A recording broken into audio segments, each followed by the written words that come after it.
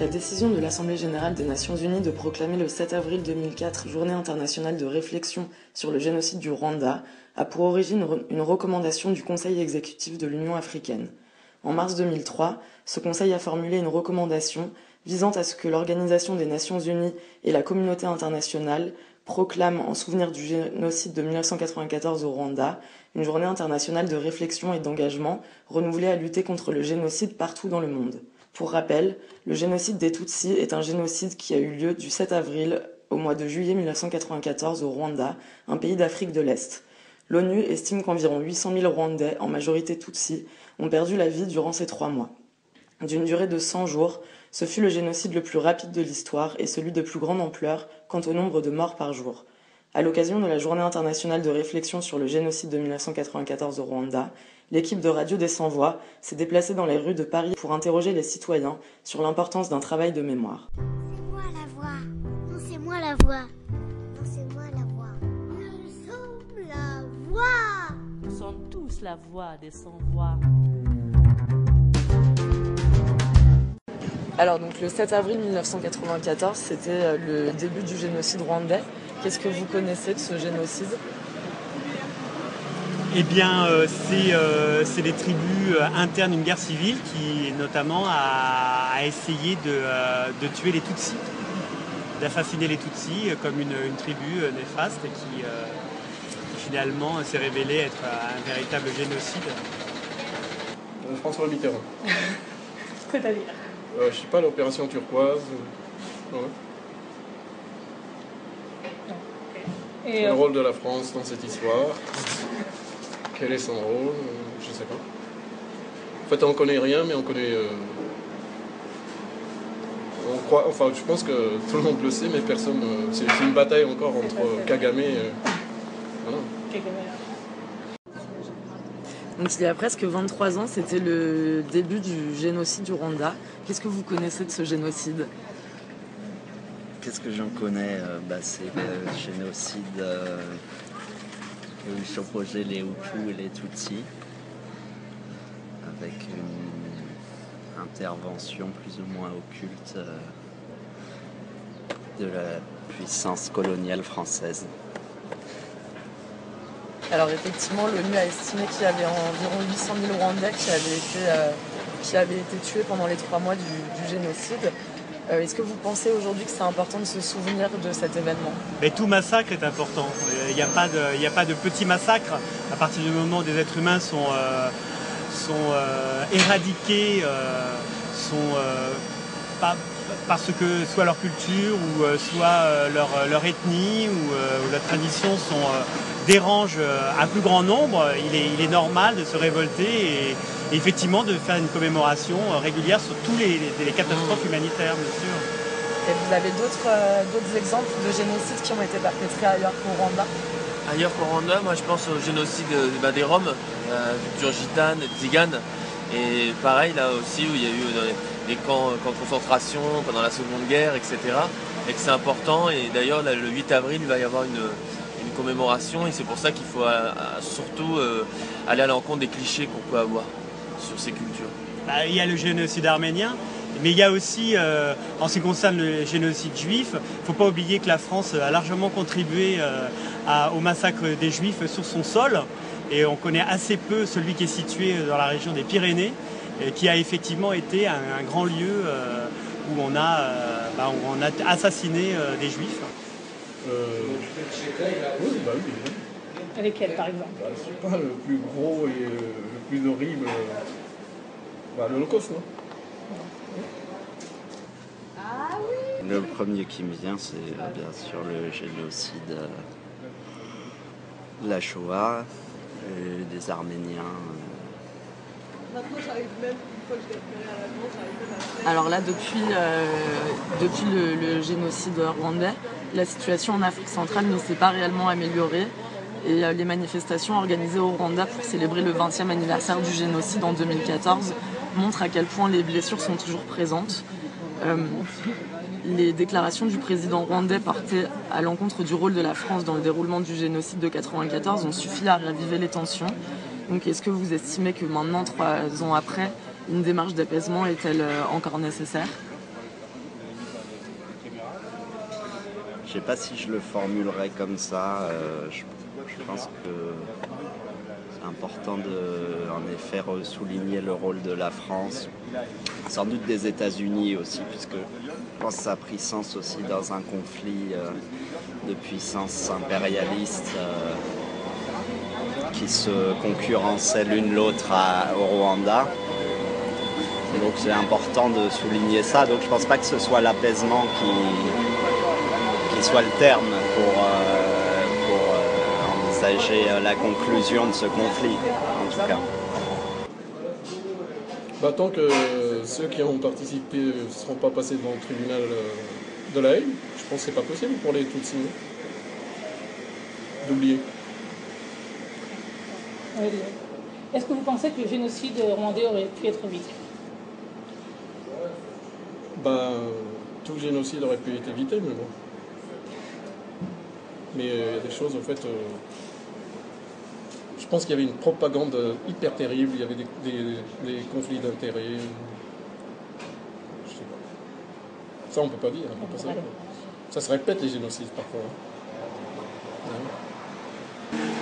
Ça, c'est une question effectivement internationale. Je pense qu'effectivement, les choses n'apparaissent pas du jour au lendemain et que les consciences politiques ne s'investissent pas, mais parce que c'est aussi le continent africain et que le continent africain est un peu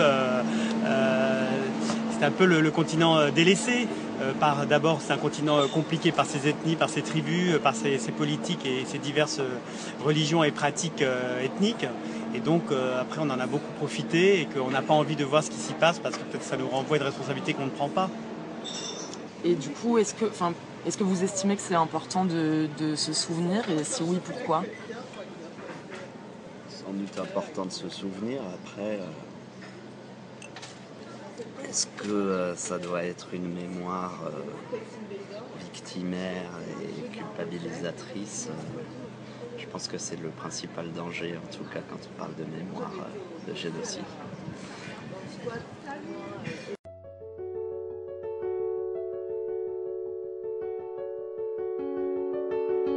Je suis allé récemment au Rwanda, enfin à Kigali, la capitale du pays, pour enquêter sur le parcours et le passé de Pascal Simbikangwa, qui est un ancien militaire rwandais, capitaine, et qui servait également dans les services de renseignement, très proche de la présidence.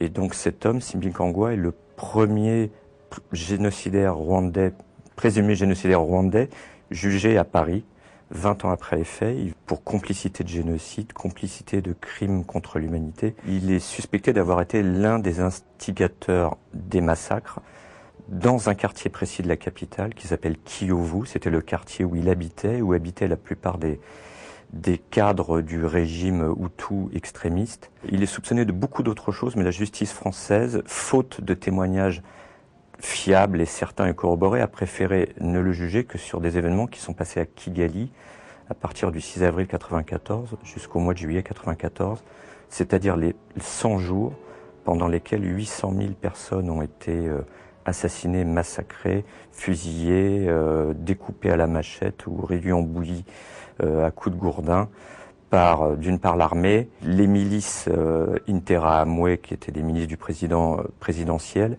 et y compris beaucoup de civils qui étaient totalement fanatisés par la propagande anti-Tutsi, où il fallait exterminer les cafards, comme ils les appelaient, exterminer la population Tutsi.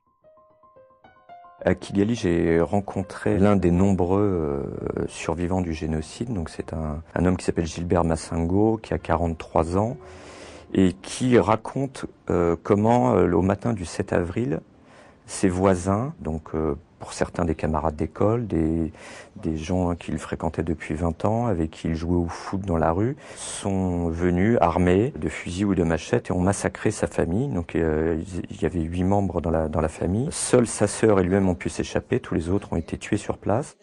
En 1999, donc 5 ans après le génocide, tout un groupe d'habitants, collectivement, a travaillé à déterrer, ou du moins faire remonter à la surface les corps de 627 habitants Tutsis du quartier, qui avaient été massacrés, qui avaient été ensuite jetés dans des fosses septiques. Et tous ensemble, ces habitants, donc, ont, pendant un mois, ramené les corps à la surface, les ont nettoyés et 10 ans après les faits, donc seulement en 2004, ces corps ont pu être transférés au mémorial du génocide de Kigali dans un autre quartier à Gisozi pour enfin avoir une sépulture définitive. Énormément de gens ont été emprisonnés et pourchassés pour les crimes qu'ils ont commis. Par ailleurs, il y avait tellement de tueurs potentiels qu'il n'a pas forcément été possible de juger tout le monde. En tout cas, les gens ont été relâchés, ils sont revenus vivre dans leur quartier, c'est-à-dire que dans le quartier de Kiyovu, comme ailleurs, Gilbert Massingo croise des gens dont il sait qu'ils ont été les tueurs de sa propre famille et de ses amis. La maison ici, c'est une maison d'identité là, moi ici. Oui. Et donc quand vous croisez... On se connaît. Quand il me salue, je dis bonjour, bonjour. Mais on ne va pas aller loin, mais il me salue. Il connaît que vous êtes rescapé. L'autre, vous connaissez qu'il est intérêt, qu'il est génocidaire. On arrive là en avril et symboliquement, pour les victimes, c'est un enjeu énorme d'avoir enfin une reconnaissance de la culpabilité de ces génocidaires ou présumés génocidaires qui sont réfugiés en France ou qui ont été arrêtés par la justice française. Alice a échappé de peu à la mort. Début avril 1994, des miliciens génocidaires l'ont poursuivie alors qu'elle se cachait dans les marais du sud du pays. Ils m'ont attrapée et je suis tombée. Ils ont découpé mon enfant en deux alors que je le portais sur mon dos.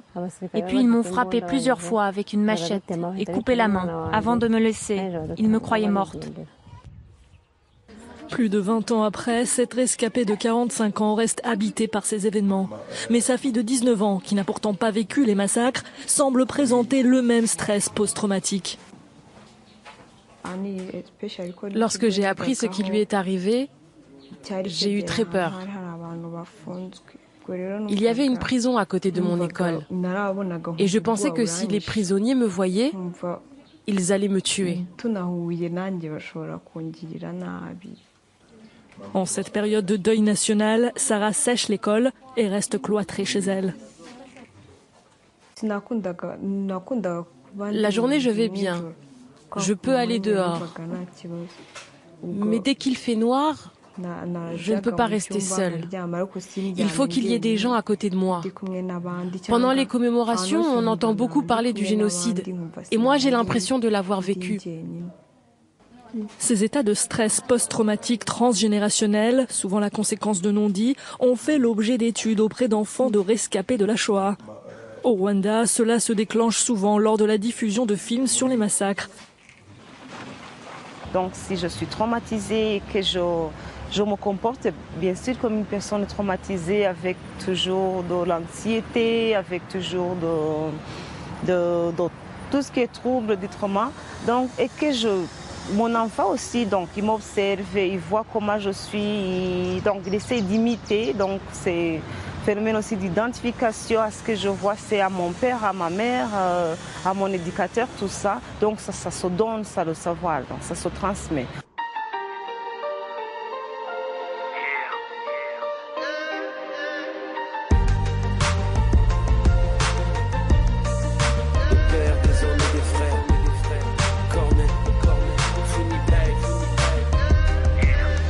J'ai entendu dire que la terre se passerait bien de nous. J'ai entendu dire de la guerre, il ne serait rien sans nous. Oui, quand on a manqué d'amour, on manque de mots. Mais quand arrive le jour où une femme nous souffle ses mots,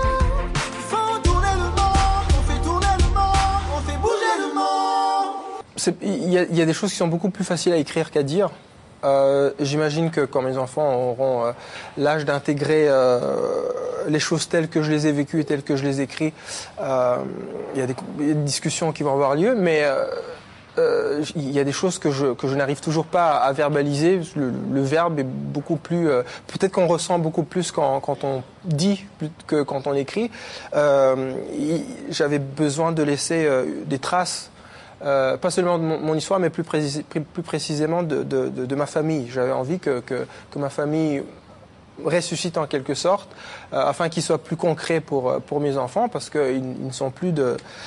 c'est une partie de leur famille qui ne sont plus de ce monde. Oui, vous parlez d'ailleurs avec votre père dans ce livre, vous échangez. Oui, je parle à mon père, j'en ai fait un personnage de ce livre, parce que c'est lui à qui j'en veux le plus de toute ma famille, parce qu'il a vu les signes, et il les a ignorés, et c'est un livre aussi écrit pour, justement, dans le contexte actuel des choses en Occident, qui est aussi mon chez-moi maintenant, l'Occident. Juste vous dites que par 3 fois, effectivement, il y a eu des signes, qui auraient dû alerter votre père de vous mettre en sécurité. Oui, mon père a été emprisonné pour atteinte à la sûreté de l'État, donc à l'époque, à la dictature de l'époque, des accidents, des attentats, des accidents. Elle était attaquée en rentrant un soir par des hommes armés de machettes. Enfin, il a vu tous les signes et il les a ignorés. Il faut quand même préciser, votre père était Tutsi. Oui, mon père, c'est plus complexe que ça. C'est-à-dire que mon père était d'origine Tutsi, mais que dans les années 70, il avait changé de son identité dans les cartes d'identité. Pour avoir des bourses. Oui, pour avoir des bourses. Et votre mère était Hutu. Ma mère était Hutu, en effet. Ouais. Et donc, les signes étaient là. C'est un livre que j'ai écrit aussi en me disant, peut-être que, premièrement, en ce qui me concerne moi, je ne ferai pas comme mon père. Quand les signes se présenteront, je vais me barrer pour protéger la famille. Et il faut pas sous-estimer la facilité avec laquelle l'homme peut basculer de l'autre côté et quitter son état humain pour devenir autre chose et commettre des actes complètement innommables. Le point où ça se passe, où la ligne qu'il faut franchir est très, très délicate, et il faut pas voir la peur passer comme ça et ne pas la dénoncer. Alors, il y a eu un massacre, hein, vos parents ont été tués, vos frères et sœurs ont été tués devant vous. Vous avez été le seul à en réchapper parce que vous êtes caché. Qu'est-ce qui s'est passé ensuite dans les jours et les mois qui ont suivi ce massacre? Je ne peux pas prétendre avoir fait des choix pour sortir du traumatisme. Je suis resté dans ce traumatisme. Les 3 mois qui ont suivi la disparition de ma famille, j'étais dans une espèce d'état second, hors de moi-même. Et je pense que cet état s'est prolongé. Je suis resté... Une sidération. Tout à fait, complètement. J'ai fait une dissociation complète parce qu'il fallait survivre, parce que les événements étaient trop douloureux pour pouvoir les intégrer et les vivre comme tels.